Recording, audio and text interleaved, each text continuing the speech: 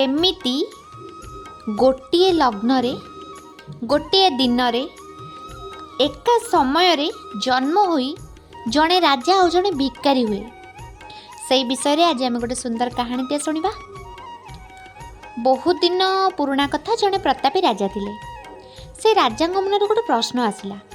शास्त्र कहे जे मनुष्यर भाग्य तार जन्म नक्षत्र लग्न मुहूर्त द्वारा ही निर्धारित होता है। एही प्रश्न को से शांत करबा पई तांको राज्यर श्रेष्ठ विद्वान और ज्योतिर्विद माननकु गोटे डाकी महासभा आयोजन कले। सी राजा से सिंहासन उपरे बसी उठी जाई से गोटे गंभीर स्वर रे प्रश्न कले। हे विद्वान मंडली, मोर जन्म पत्रिका अनुसार मोर राजयोग थिला, तेणु मु ए राज्यर अधिपति हेली। किंतु सही घड़ी सही नक्षत्र सही एका मुहूर्त रे संसार हजार हजार अन्य शिशु माने जन्म होइते से माने कहीं राजा हेले नहीं। किए दरिद्र रहिला, किए कृतदास पलटिला, तो किए आज जंत्रणा भोगुची। जदि विधिर विधान एक तेबे परिणाम रे ते भिन्नता कहीं। समग्र सभागृह रे एक नीरवता छाईगला। ज्योतिष माने निरुत्तर होई परस्पर मुख को चाहिए। कहा निकट रे सूक्ष्म रहस्यर कौनसी उत्तर नथिला। ठीक सेतिकी बेले जणे वृद्ध पंडित छिड़ा होई कहिले, महाराज, आपणकर ये गूढ़ प्रश्नर समाधान यही सभारे मिलिबा असंभव।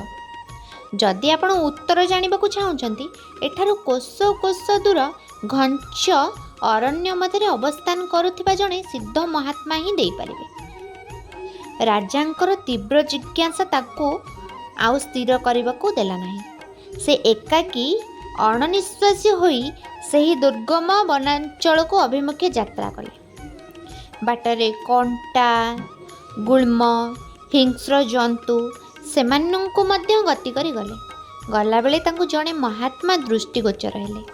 सम्मुख तांको आगरे थिला अत्यंत भयावह महात्मा जनक। से एक प्रज्वलित चिता निकटरे बसिथिले।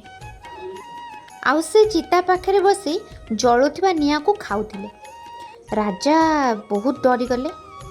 से तांको कंठरे निज प्रश्न आनिबाकू चेष्टा कले। महात्मा क्रोधान्वित होई निजर रक्ताक्त नेत्र राजांक उपरे पकाइले और चित्कार करी कहिले, हे मूर्ख, मु क्षुधार्थरे थिली, अत्यंत व्याकुल थिली। तोर एही निरर्थक प्रश्नर उत्तर देबाकू मो निकटरे समय नाही। जदि उत्तर चाहुचु तेबे ठार आहुरी आगकू जा। सेई पर्वतमाल रे शेषरे देख, सेठारे तोते द्वितीय महात्मा दर्शन मिलिब। राजा विचलित हेले। मात्र तांको मनरे से जो प्रश्न थिला तार उत्तर जानिबा पई से कौन कले, सेई पर्वत आड़कू चलिले। से पर्वत बहुत दुर्गम थिला। जेतेबेले से द्वितीय महात्मा को पाखरे पहुँचिले तांकर अंतरात्मा सिहरी उठिला। सेही महात्मा एक लोह चिमुटारे निज शरीर को बाड़ौथिले, मांस छिंडाई छिंडाई खाउथिले। चतुर्दिगरे केवल रक्त और जंत्रणार विभीषिका। से सेठारे तांको बहुत डर लागिला। राजा प्रश्न करबाकू प्रयास करले, हेले महात्मा तांको धमक देई कहिले, देखि पारुना मो निजर जठर ज्वाला निवारण निमते स्वयं निजे निजको ही खाऊची। आगो को अग्रसर हुआ। से पारी थिबा एक सबरपल्ली रे एक बालक जन्मग्रहण करबाकू जाउची, जार आयुष केवल आसंता सूर्योदय पर्यंत सीमित। से ही तो प्रश्नर उत्तर देई परिबे। शीघ्र जाओ, काले काल विलंब होइजिबो। राज्यंक निमंते एही यात्रा एबे जीवनर सबुठारु बड़ प्रहेलिका पालटी जाइतिला। से समग्र रात्रि दुर्गम पर्वतराज रे अतिक्रम करी उषार प्रथम आलोक सहित सेई पल्ली रे उपनीत हेले। से सेही कुटीरटी को ठाब कले जेउठारे शिशुटीर जन्म होइतिला। बालकटी भूमिष्ठ हेबा मात्रे तार पितामाता से दिव्य तथा तेजस्वी नवजात को आनी राजांक सम्मुख रे रखिले। से नवजात शिशुर मुखमंडल रे एक आलौकिक स्मितहास्य विकसित होता। राजा को दर्शन करने मते शिशुटी खिलिखिली होई हसी उठिला और कहिला, हे राजन, ମୋ ନିକଟରେ ସମୟ ଅତ୍ୟନ୍ତ କମ୍, ତେଣୁ ମନୋନିବେଶ କରି ମୋ କଥାକୁ ଶୁଣ। ବାଳକଟି ବର୍ଣ୍ଣନା କରିବାକୁ ଲାଗିଲା। ହେ ରାଜନ, ପୂର୍ବ ଜନ୍ମରେ ଆମେ 4 ଭାଇ ଥିଲୁ ଏବଂ ଆମେ ସମସ୍ତେ ରାଜକୁମାର ଥିଲୁ। ଥରେ ମୃଗୟା ବିହାର ସମୟରେ ଆମେ ଘୋର ଅରଣ୍ୟକୁ ପଥଭ୍ରଷ୍ଟ ହୋଇଗଲୁ। 3 ଦିନ ଧରି ଆମକୁ ଅନ୍ନର ଗୋଟିଏ କଣିକା କିମ୍ବା ଜଳର ଗୋଟିଏ ବିନ୍ଦୁ ମଧ୍ୟ ପ୍ରାପ୍ତ ହେଲେ ନାହିଁ। ଶୋଷରେ ତାଡ଼ନାରେ ଆମେ ପ୍ରାଣ ଛାଡ଼ିଗଲା। ହଠାତ୍ ଆମକୁ ଗୋଟିଏ ଅଟା ପୁଟୁଳି ମିଳିଲା। ଆମେ ବହୁ ଆୟସରେ ଅଗ୍ନି ପ୍ରଜ୍ୱଳନ କଲୁ ଏବଂ 4ଟି ରୁଟି ପ୍ରସ୍ତୁତ କଲୁ। ଯେମିତି ଆମେ ନିଜ ନିଜର ଭାଗ ନେଇ ଭୋଜନ କରିବାକୁ ବସିଛୁ, ଜଣେ ଅତ୍ୟନ୍ତ ବୃଦ୍ଧ, ଜରାଜୀର୍ଣ୍ଣ ତଥା ଶୋଷରେ ଆତୁର ମହାତ୍ମା ସେଠାରେ ଆସି ଉପସ୍ଥିତ ହେଲେ। ପ୍ରଥମ ଭାଇ କହିଲା, ଯେତେବେଳେ ମହାତ୍ମା ତାଙ୍କୁ କିଛି ଖାଦ୍ୟ ଭିକ୍ଷା କଲେ, ସେ କ୍ରୋଧରେ କହିଲେ, ଯଦି ମୋ ରୁଟି ତୁମକୁ ଦେଇଦେବି ତେବେ ମୁଁ କ'ଣ ଅଙ୍ଗାର ଖାଇବି? ଆଜି ସେ ନିଜର ସେହି କଟୁବାକ୍ୟ ଯୋଗୁଁ ଅଙ୍ଗାର ଭକ୍ଷଣ କରୁଛନ୍ତି। ତାପରେ ଆସିଲେ ଦ୍ୱିତୀୟ ଭାଇ। ଯେତେବେଳେ ମହାତ୍ମା ତାଙ୍କ ନିକଟକୁ ଗଲେ, ସେ ବିରକ୍ତ ପ୍ରକାଶ କରି କହିଲେ, ଦୂର ହୁଅ ଏଠାରୁ, ତୁମକୁ ଖାଇବାକୁ ଦେଇ ମୁଁ କ'ଣ ନିଜ ମାଂସ ଛିଣ୍ଡାଇ ଖାଇବି? ଆଜି ସେ ନିଜ ମାଂସ ଖାଇବାକୁ ବାଧ୍ୟ ହେଉଛନ୍ତି। ତୃତୀୟ ଭାଇ କହିଲେ, ଯେତେବେଳେ ମହାତ୍ମା ମୋ ନିକଟକୁ ଆସିଲେ, ମୁଁ ମଧ୍ୟ ଧୈର୍ଯ୍ୟଚ୍ୟୁତ ହୋଇ କହିଲି, ମୁଁ ନିଜେ ଶୋଷରେ ମୃତ୍ୟୁବରଣ କରୁଛି, ତୁମକୁ କିଛି ଦେଇପାରିବି ନାହିଁ।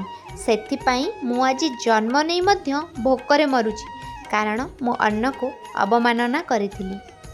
ତାପରେ ଆସିଲେ ଚତୁର୍ଥ ଭାଇ। ଚତୁର୍ଥ ଭାଇ କହିଲେ, ପରିଶେଷରେ ସେହି ମହାତ୍ମା ଆପଣଙ୍କ ନିକଟକୁ ଆସିଲେ। ଆପଣ ତାଙ୍କର କ୍ଳାନ୍ତ ଓ ଜରାଜୀର୍ଣ୍ଣ ଅବସ୍ଥା ଦେଖି ନିଜର ଅର୍ଦ୍ଧେକ ରୁଟି ଅତ୍ୟନ୍ତ ଶ୍ରଦ୍ଧା ଏବଂ ସମ୍ମାନର ସହ ତାଙ୍କୁ ଅର୍ପଣ କରିଦେଲେ। ମହାତ୍ମା ପରିତୃପ୍ତ ହୋଇ ଆଶୀର୍ବାଦ ପ୍ରଦାନ କରିଲେ, ତୁମର ଭବିଷ୍ୟତ ତୁମର କର୍ମ ଅନୁସାରେ ଫଳିବ। ବାଳକଟି ନିଜର ଶେଷ ନିଶ୍ୱାସ ତ୍ୟାଗ କରିବା ପୂର୍ବରୁ କହିଲା, ହେ ରାଜନ, ସମୟ ଓ ମୁହୂର୍ତ୍ତ ଏକ ହୋଇପାରେ, ମାତ୍ର ପ୍ରାରବ୍ଧ ଏବଂ କର୍ମ ସମସ୍ତଙ୍କର ଅଲଗା ଅଲଗା ହୋଇଥାଏ।